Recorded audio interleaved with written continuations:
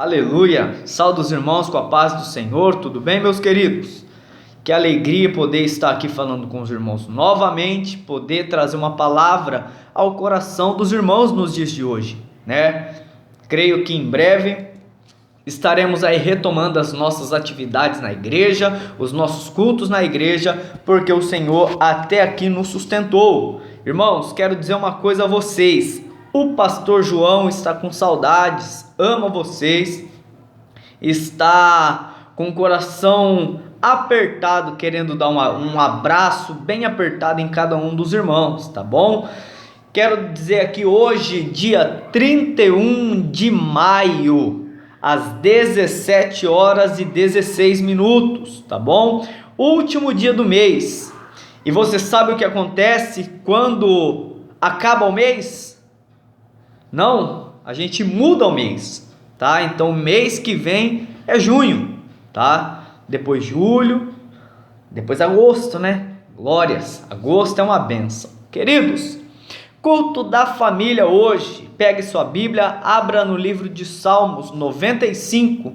Quero pedir para você se dedicar a esses minutinhos, vai ser bem rápido hoje, mas eu quero que você pegue sua Bíblia e para tudo que você estiver fazendo, tá bom? Vai ser bem rápido mesmo. Vamos para a palavra do Senhor, que hoje estaremos ouvindo da parte de Deus. Salmos 95, vamos ler a partir do verso 1, diz assim: Vinde, cantemos ao Senhor, cantemos com júbilo a rocha da nossa salvação, apresentemo-nos ante a sua face com louvores e celebramo-lo com salmos, porque o Senhor é Deus grande e Rei grande acima de todos os deuses. Nas suas mãos estão as profundezas da terra, e as alturas dos montes são as suas. Seu é o mar, pois ele o fez, e as suas mãos formam a terra seca.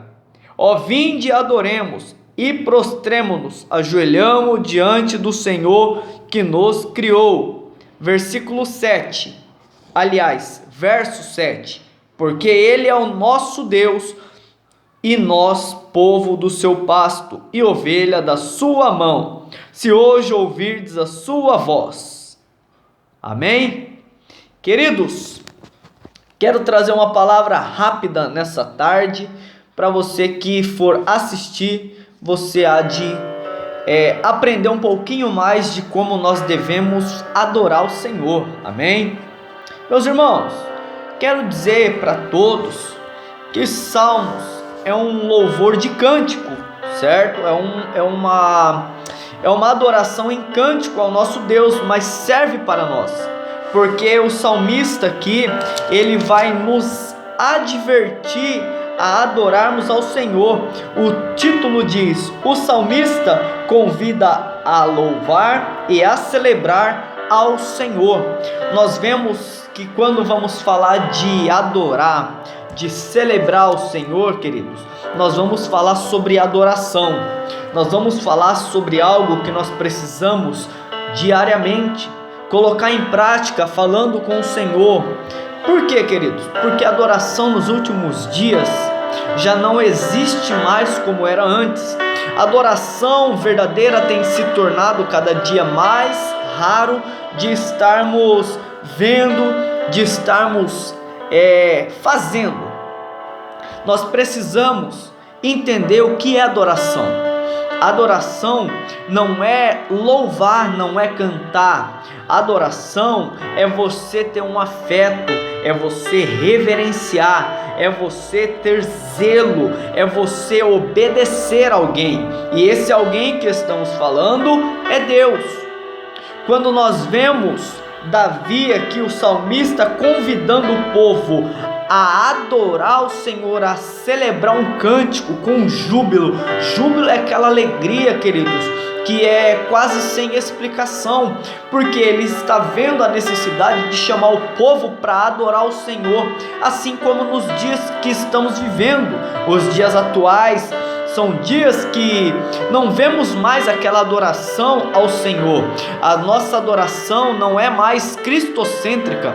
A nossa adoração passou a ser antropocêntrica, ou seja, adoração voltada ao próprio homem. Nós vemos nos louvores atuais que são cantados em igrejas que não há mais aquela letra, aquela melodia que estamos adorando ao Senhor. Vemos apenas que a vida do outro vai mudar, ele vai ser aplaudido, e quem não quis ajudá-lo vai ter que aplaudir a vitória dele, que Deus vai fazer os seus inimigos cair, você vai andar por cima dos seus inimigos, que Deus vai vingar, que Deus vai te colocar sobre um patamar elevado, os seus inimigos vão ficar debaixo de seus pés. Veja que é algo que é para alegrar sim o homem. Não está falando sobre uma adoração, porque se nós olharmos para a reverência, ou aliás, se nós olharmos para a verdadeira adoração, nós vamos entender que ela tem que ter reverência. E se nós olharmos para essas melodias que são cantadas, nós não enxergamos isso, queridos. Sabe por quê? Nós enxergamos um Deus vingativo, um Deus que apenas nós merecemos o perdão, mas o nosso irmão não. E o nosso Deus não é assim. O nosso Deus, ele é justo, o nosso Deus, ele é verdadeiro. Ele é, queridos, como um monte que não se abala. A palavra dele permanece para todo sempre. Da mesma forma que ele nos ajudou, que ele nos perdoou e que ele nos instruiu ao seu caminho, ele pode fazer assim com os nossos inimigos. Então veja que o nosso Deus não é vingativo, tá? Mas a palavra diz que minha é a vingança. Sim, mas ele é quem faz do jeito dele. Antes dele se vingar de alguém, ele sempre vai dar uma oportunidade, tá bom? Assim como ele te deu. Quem era você antes de Deus te dar uma oportunidade, não é? Então vamos lá. O salmista vai convidar o povo a celebrar um cântico de júbilo e vai dizer: porque ele é Deus acima de todos os deuses, no verso 3. Veja, se vai dizer que ele é Deus acima de todos os deuses, então existe outros deuses? Deus é um. Deuses existem vários, tá? Por exemplo, na China eles acreditam em vaca, acreditam em dragões, eles colocam esses animais, tudo como o Deus deles. Cada um tem ali o seu Deus, a sua adoração. Outras religiões têm outros deuses como adoração. Mas o Senhor, o salmista, ele é claro em dizer que o Senhor, ele é Deus acima de todos os deuses, não há outro Deus, tá? O único Deus é o Senhor dos exércitos, o Deus todo-poderoso, Criador dos céus e da terra. Verso 4. Nas suas mãos estão as profundezas da terra, e as alturas dos montes são suas. É isso que eu lhe falei, queridos. As profundezas da terra é do Senhor, ou seja, dá uma dimensão a nos entender que o Senhor é aquele que tem tudo em suas mãos, tanto que está nas profundezas quanto que está lá em cima, ou seja, para baixo, para cima, para a direita, para a esquerda. Tudo pertence a Deus, porque Ele é o Criador. Quando alguém cria uma coisa, esse Criador se torna então dono dessa criação que Ele fez, a não ser que Ele cria e venda. Mas no caso de nosso Deus, Ele criou todas as coisas, inclusive eu e você, e Ele vendeu, mas Ele vendeu por preço de sangue para seu Filho Jesus, que nos resgatou das mãos do adversário, nos resgatou de um pecado, nos tirou do mundo pecaminoso através do sacrifício feito ali na cruz, que Ele nos comprou, mas nos comprou com preço de sangue. E se Ele nos comprou, nós somos propriedades exclusivas desse Deus, e Ele não abre mão de nós. Sabe por quê? Porque o preço foi pago, e não há quem tira, não há quem possa tirar isso das mãos do Senhor. Seu é o mar, pois Ele o fez, e as suas mãos formam a terra seca. Veja que são duas coisas distintas, a terra seca e o mar. Mas as duas coisas distintas quer significar para as nossas vidas que o nosso Deus, Ele é o Deus que cria todas as coisas. Tudo pertence a Ele, desde a terra até o mar.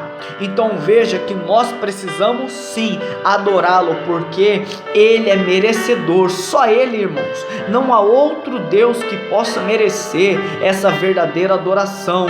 E muitas vezes eu e você, nós temos adorado deuses estranhos, nós temos adorado quem nós não deveríamos adorar.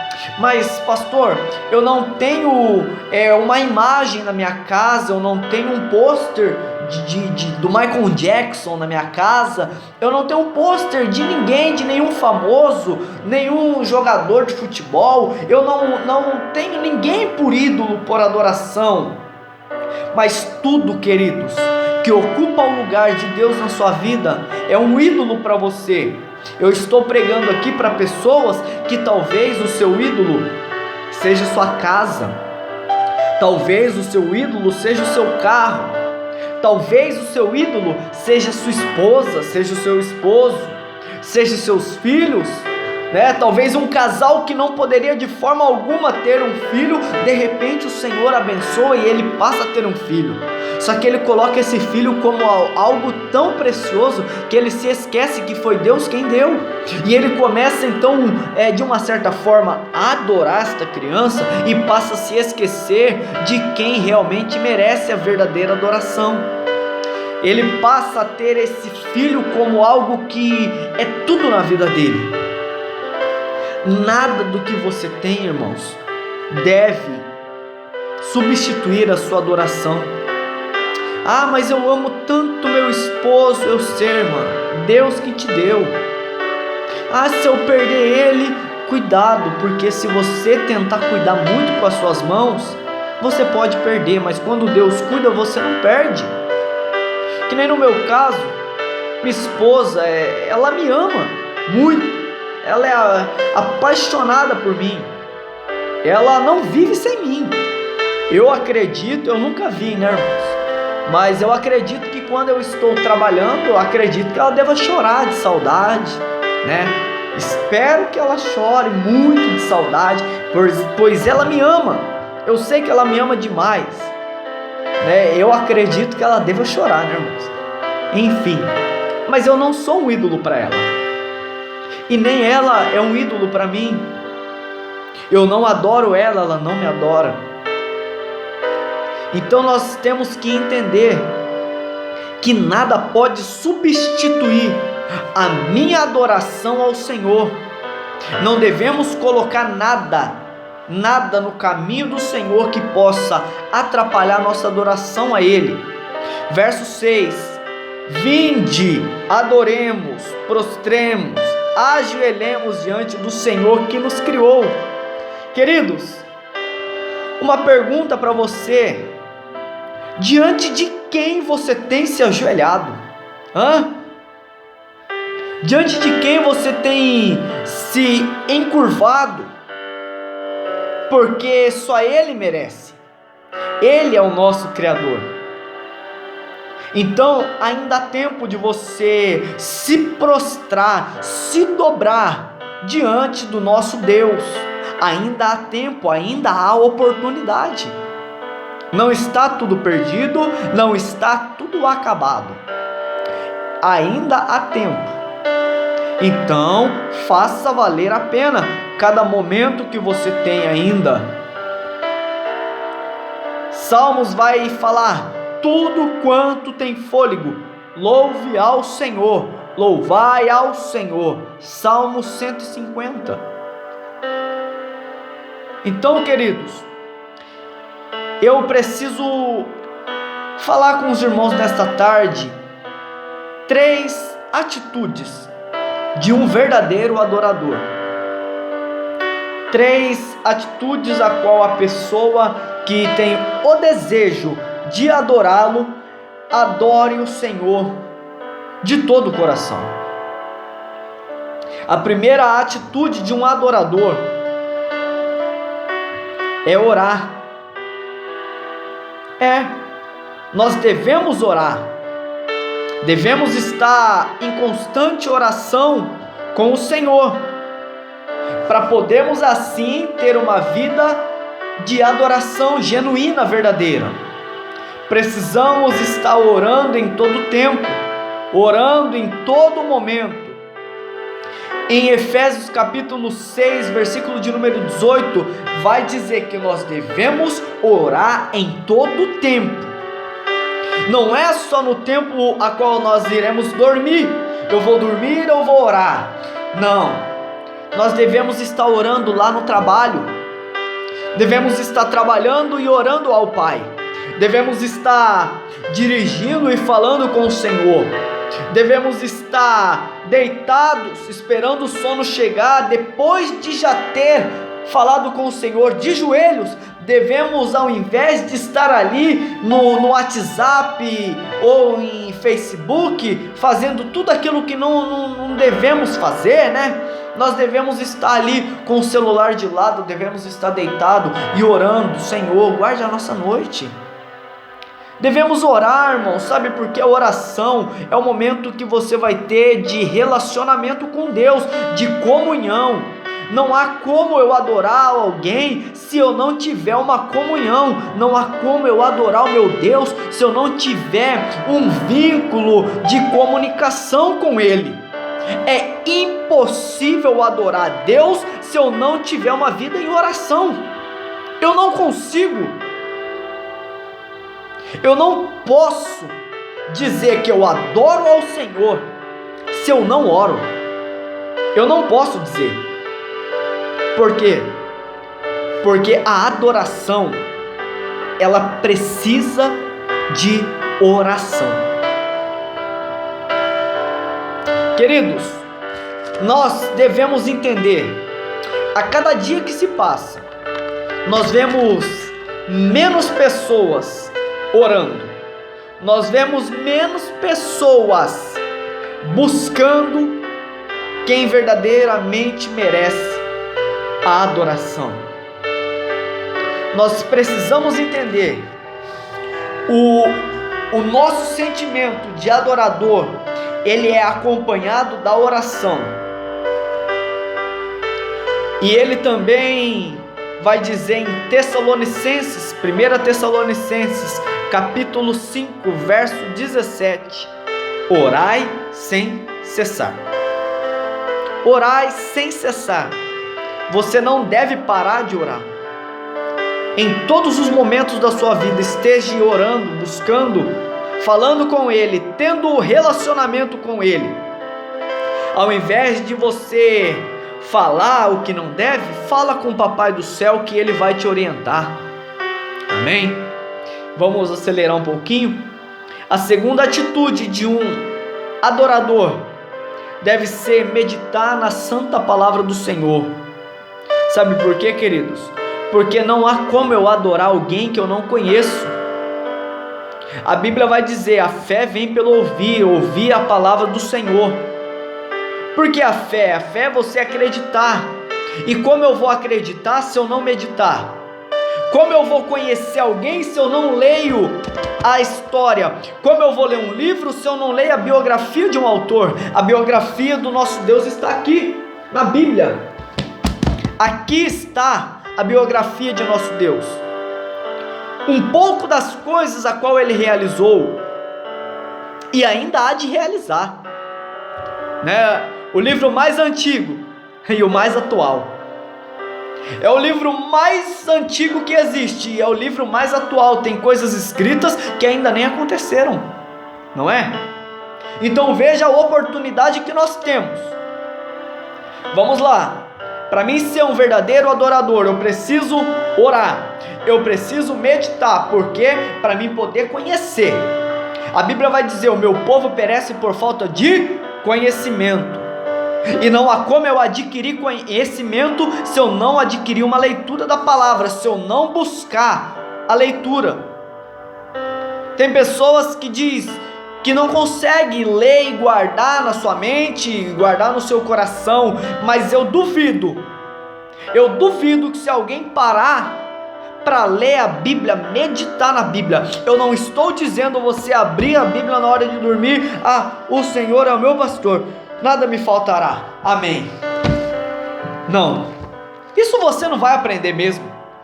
Agora, quando você se dedicar em um período de estudo da palavra, eu duvido que você não aprende. Sabe por quê? Porque hoje nós temos tantas ferramentas, temos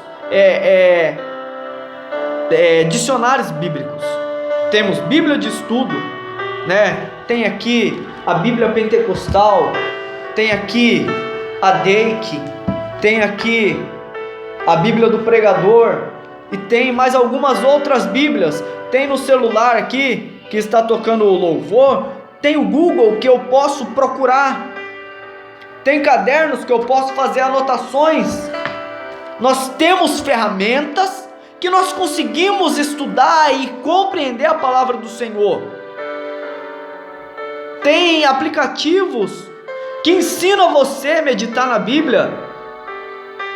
Você escrever no Google, o Senhor é meu pastor, nada me faltará, ele te dá lá uma explicação do que isso significa. Mas o problema é que nós investimos muito nosso tempo no que não vale a pena. Nós investimos o nosso período em tudo que não compensa.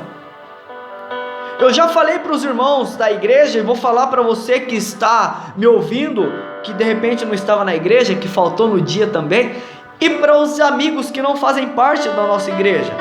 Nós pagamos R$1.000 em um celular, pagamos R$300 em uma calça, 500, 600 de um tênis, uns exemplos, tá, irmãos? Pagamos muito dinheiro, mas quando buscamos uma Bíblia dessa daqui e vemos que custa 180, 220 reais, é caro. Quanto vale o seu conhecimento? Para uma calça não é caro, mas para uma Bíblia é caro, né, queridos? Então nós temos que entender o que é a nossa prioridade. Será que a nossa prioridade é uma Bíblia ou um tênis novo? Eu escolho onde eu preciso investir, e eu escolho investir nas coisas que vão me levar aos céus. Eu não estou dizendo, né, irmãos, para nós andar descalço com uma Bíblia de estudo na mão, né? Mas eu estou dizendo, a mesma coragem que nós temos de pagar caro em bens materiais, nós temos que ter também para envolver no nosso conhecimento. Amém? Eu quero encerrar dizendo sobre a terceira atitude de um verdadeiro adorador, que é ser santificado, ter santidade. O que isso significa? Não é você ter asas, você ter auréis sobre você, não. Você ser santo nada mais é do que você ser separado. Você ser santo é você ser separado para as coisas de Deus. Queridos, nada do que você faz para Deus é em vão. Tudo o que você faz tem um propósito. E você precisa entender, você precisa saber que tudo que você faz, você deve fazer para a exaltação do nome do Senhor. É tempo que estamos vivendo que vamos conhecer quem realmente é o verdadeiro adorador. Porque a Bíblia vai dizer que é chegada a hora em que conheceremos os verdadeiros adoradores, os que adorarão em espírito e em verdade.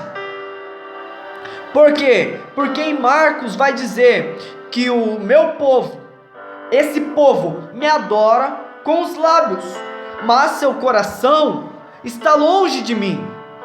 Então veja, queridos, que o tempo atual é um tempo que muitas pessoas se dizem adorar o Senhor, se dizem estar em plena comunhão com o Pai, quando na verdade não ora, quando na verdade não medita na palavra e quando na verdade não é separado. Nós precisamos ser totalmente separados do mundo para vivermos uma vida repleta em adoração ao nosso Deus. Veja que quanto mais eu e você meditarmos na palavra, mais conhecimento nós vamos adquirir, irmãos. Agora eu fico impressionado de ver que tem pessoas que, quando ela olha para a palavra, ela fala que não consegue guardar um versículo na mente, mas ela tem mais de 10 piadas para contar em uma roda de amigo. Uma pessoa sem o fundamento da palavra é uma pessoa rasa. Uma pessoa sem oração é uma pessoa fraca, superficial. Uma pessoa que não tem uma vida de santidade é uma pessoa duas caras. Uma pessoa que está na igreja, ela é crente, está com os amigos, ela é ímpia. Nós precisamos entender, queridos, precisamos compreender que nós precisamos adorar o nosso Deus. Eu quero que você medite nesta palavra. Já se passaram 26 minutos, eu preciso encerrar. E eu preciso encerrar dizendo: seja um verdadeiro adorador, porque o nosso Deus, Ele busca os que adoram verdadeiramente em espírito e em verdade. Amém? Eu quero dizer aos irmãos, fique com essa palavra, medite e seja um adorador por excelência, porque, irmãos, o nosso Deus, Ele está voltando através de seu Filho Jesus para buscar a igreja, e somente os verdadeiros adoradores herdarão o reino dos céus. Amém? Que Deus possa abençoar a sua mente, o seu coração, a sua casa, a sua família. Fique com essa palavra e tenha uma noite abençoada, em nome do Pai, do Filho e do Espírito Santo. Deus vos abençoe. Amém?